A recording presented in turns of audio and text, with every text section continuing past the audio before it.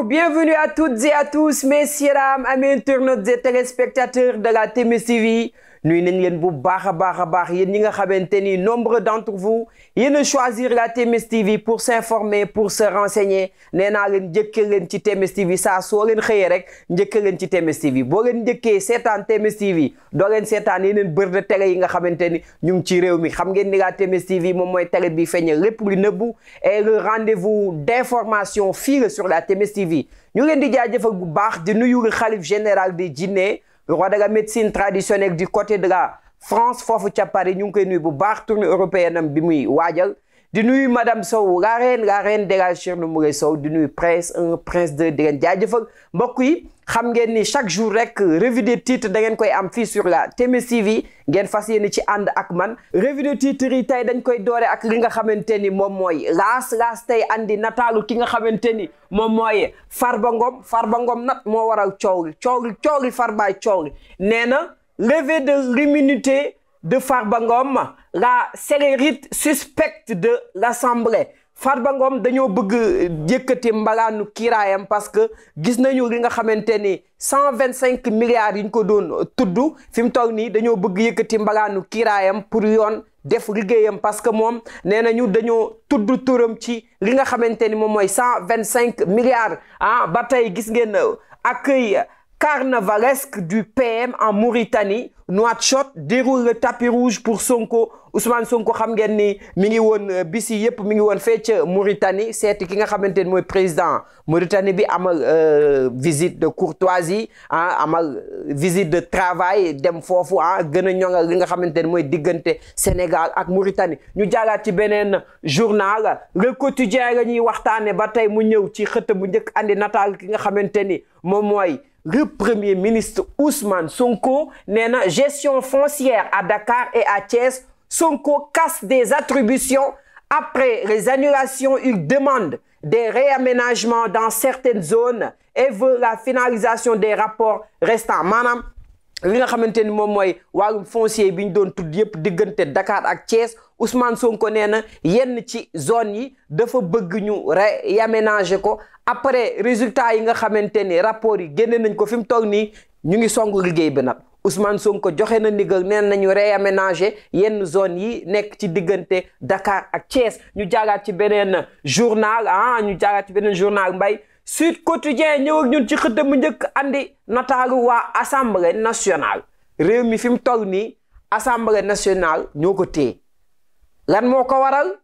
kan moo ko waral dinaa ci ñëw. nee na procédure de reddition des comptes initiée par le pôle judiciaire financier. L'Assemblée entre en action maanaam fi mu toll nii ñi nga xamante ni dañoo tudd seen tur ci rapport boobu ci communiqué boobu fi mu toll nii ci mel ni Farba Ngom dañoo bëgg dindi mbalaanu kiiraayam foofu ca assemblée ngir yoon mën a def liggéeyam. loolu la ñu xamal nee na pont de Rosso, levée des entraves aux travaux, un comité technique sera mis en place. ñu jaagaat ci beneen journal mbay L'Observateur, on en parle toujours de Farba Ngom. L'affaire de Farba Ngom, on en parle et on en reparle. nee na dans les secrets d'une procédure, la lettre du ministre de la Justice envoyée depuis le vendredi 10 janvier au président de l'Assemblée nationale, les deux réunions prévues cet après-midi et la levée imminente de l'immunité parlementaire du député maire des Agnam. ba tey Farba Ngom lay wax dañoo bëgg yëkkati mbalaanu kiiraayam envoyé woon nañu benn lettre ministre bi nga xamante ni moom moo yor wàllum justice bi pour que ñu mën a voter li nga xamante ni mooy dindi tey mbalaanu kiiraayu Farba Ngom parce que dañ koo tudd ci affaire boo xamante ni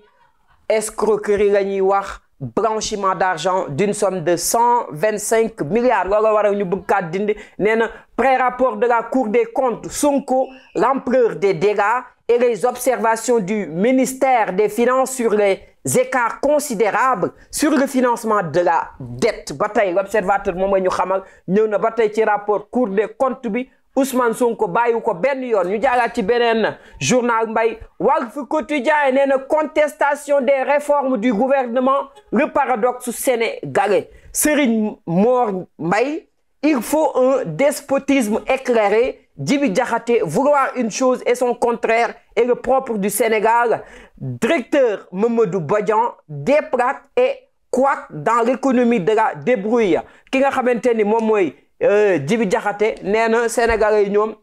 dañuy bëgg lu baax ba pare bëgg contraire am fi mu toll nii xam ngeen ni contestation réforme yu gouvernement bi teg fi mu toll nii lu ci mel ni jagartamaan ni ñoom ñoo ci gën a fës jamono ji yëpp ñu ngi ciy nekk di contester yi nga xamante ni mooy réforme yu ñu andi woon ci wàllum tali bi Serigne Mor Mbaye indi na ci leeral Djibi Diakhaté andi na ci leeral docteur Mamadou Bodian andi na ci leeral la gestion de l'ARP, un mémorandum à l'attention du Premier ministre, restaurer la dignité de la profession de pharmacien ñu jaaraat ci beneen journal Mbaye Tribune ñu jàll ci moom wax ci li nga xamante ni moom mooy dossier des 125 milliards Birahim Seck tire sur le parquet financier ba tey affaire du 125 milliards yi Birahim Seck mu ngi wax nee na une information judiciaire est-elle ouverte sur les 1000 milliards nee na gannaaw dossier 125 milliards yi ba xam 1000 milliards yi ñu doon wax ubbi nañ ci ab dossier nee na qui faisait du bruit pendant la période de campagne après une révélation de la tête de liste de Pastef Ousmane Sonko la votre démarche doit être rigoureuse. Pourquoi le parquet n'a pas communiqué sur les autres affaires qu'il traite maanaam fi mu toll nii moom mi ngi samp ay laaj pour am ay leeral ci yile jëf yi ñu doon wax ak yile mbir yi nga xamante ne ñu ngi ko doon wax ak di ko fësal jamono ji yëpp nee na lan moo tax ñii waa parquet bi amaluñu ay communiqué jëmale ko ci mbir yi nga xamante ni ñu ngi ko doon tudd jamono ji yëpp ngir gën a mun a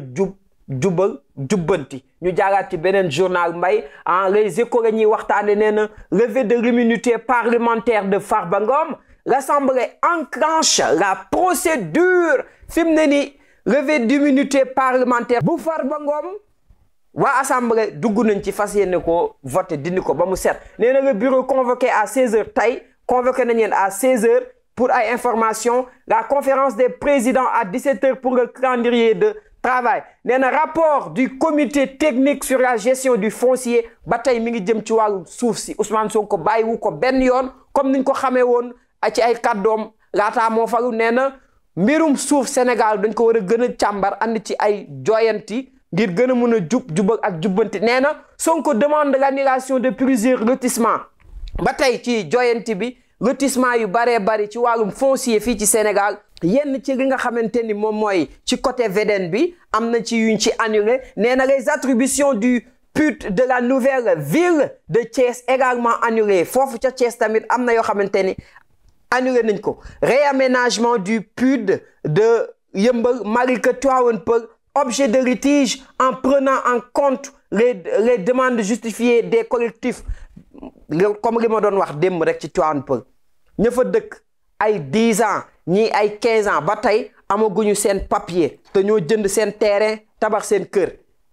mairie bi dafa war a joxe këyit yi wala kan moo téye këyit yi du ñu joxe këyit yi en tout cas daal litige foncier yi Ousmane Sonko bu bàyyi ñun fa ñu dëkk litige foncier yi nga koy toj ñëwal Tivaouane Peulh ma accueillir la ñu jaagaat ci beneen journal Source A la ñuy waxtaanee nee na après avoir reçu le rapport de la Cour des comptes Sonko souffle sur les braises. Quand il sera rendu public les Sénégalais sauront l'ampleur des dégâts maanaam nee na rapport yi buñ ko fësalee Sénégalais dinañ xam toj yi nga xamante ni ñi fi nekkoon ñu ngi ko doon def nee na en septembre 2024 le PM accusait déjà le régime de Macky Sall d'avoir menti au peuple, aux partenaires, tripatouillé les chiffres pour donner une image économique financière qui n'a rien à voir avec les réalités nee na ca mois de septembre 2024 bi passé moom mi leen doon accusé ay sàcc ay njublang ñoo xamante ni du ñu wax dëgg ñoo xamante ni dañuy bind ay affaire maanaam dañuy signaler gauche jàddu droite maanaam njuuj njaaj ba tey Mbaye Farba Ngom a waral coow li lu ñu naan ku waral yëf yi Farba waral yëf yi bàyyi ma moo wax ci Farba nee na levée imminente de l'immunité parlementaire de Farba Ngom début de 125 milliards d'ennuis di waxaat gis nga ab réew buñ ko bokkee duñ ko paccoo duñ ko séddoo réew dañ koy pencoo xam nga lii ñun kenn yéenewu ko Farba Ngom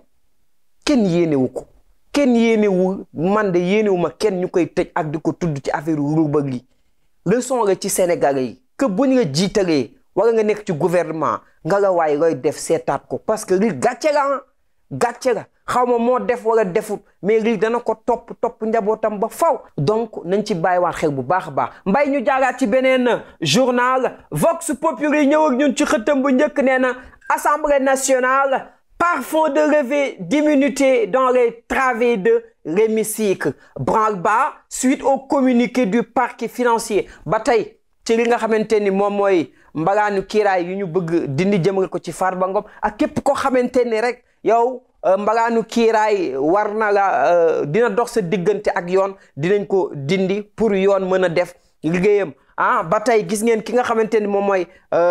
Moustapha Diop nee na mécompte de la campagne électorale le député Moustapha Diop visé par une plainte pour escroquerie sur 700 millions francs CFA cey mbay 50 millions yi ma la waxoon dem nañ ma ko compal man damay dégg gars yi dóor nañu 700 millions ñii 1000 milliards ñii 100 milliards ñii nangam te ñun man mbay kañ ngeen may compal waa Pastef compal leen ma 50 milliards ñu jaagaat non mbay ñu on reste sur Ousmane Sonko nee na falsification des chiffres des finances publiques Sonko enfonce le clou après avoir reçu le rapport de la Cour des comptes lu ma leen mën a wax ba nguur gii di fi toog maa ngi ko doon wax ma nit ñi leçon la image bu bees la ci politique gu Sénégal képp koo xamante ni jaaru woon ci yoon dinañ la teg ci yoon newoon naa dinañu xëy rapport yi bu génnee Sénégal dina dem ci guuta boo xamante ni dinañu jàpp di tëj dinañ jàpp di tëj te maara day taani kenn souhaité wu ko mais nu ñuy def jubal jubbanti moo ko laaj nee na Sonko enfonce le clou après avoir reçu le rapport de la Cour des comptes mais nat nañuy tëmbal glace waaw Sonko yaag Jomaay ak sama yaay ji Mari Xoon Fay yaay sama yaay tëmbal leen glace bu baax a baax ñu jàllaat ci beneen journal Sport on en parle Zarko au lendemain de sa victoire contre Gris Bordeaux nee na Zarko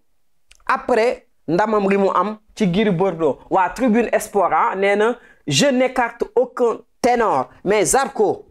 Eumeu Sène combat la dafa neex Zarko Sa Thiès combat la dafa neex Zarko Tapha Tine combat la dafa neex Zarko Reug Reug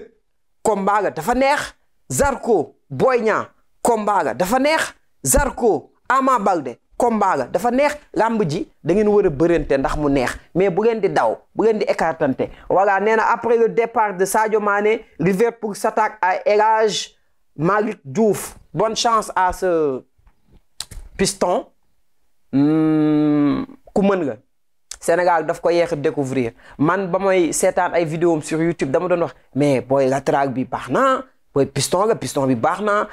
alhamdulilah ba ñëw na fi mu toll nii def na ay preuve am ba Liverpool ñoo ko bëgg muy El Hadji Malick Diouf bonne chance à toi mon frère ñu jaagaat ci beneen journal record la ñuy jeexale nee na Premier League Chelsea Bournemouth à 19h30 Jackson en quête d'un 10e but yaa nga ko dugal Kala Jackson yaa nga dugal 10e but tey yaa nga doublé yaa nga triplé man da nga maa neex ndax da nga am jom homme de défi nga gis nga gor buñ la dee xas da ngay jaay sa bakkan rayante wan ñi ngay xas ni li ngeen di wax du dëgg te suñ borom li ma defal defal na ma ko macha allah nee na Coupe de France Yehvan fait face à Lamine mbokk yi j'espère que dégg ngeen information yi neex na leen ni ngeen ko jotee neex na leen ala Thierno Moulay Sow mi ngi foofu ca France dem na di préparer li nga xamante ni moom mooy tournée européenne am bi mbokk yi xam ngeen ni surtout Soundiata Keita bi bu demee France dana neex dana yëngu rendez-vous le 25 janvier foofu ci à la salle Girafe avenue Gallieni Paris mbokk yi def leen seen réservation daanaka jeex na mais ñu ko def woon woote leen ci numéro yi ngeen def seen ay réservation bés ba nag surprise dana fa am waat leen ko dinaa ci ñëwaat ci Thierno Moule France émission boobu nga xamante ne mooy bu mag bi ñu teg fii pour préparatif yi di leen sant bu baax di leen gërëm di leen jox dig daje ba suba ak jàmm jërë ngeen jëf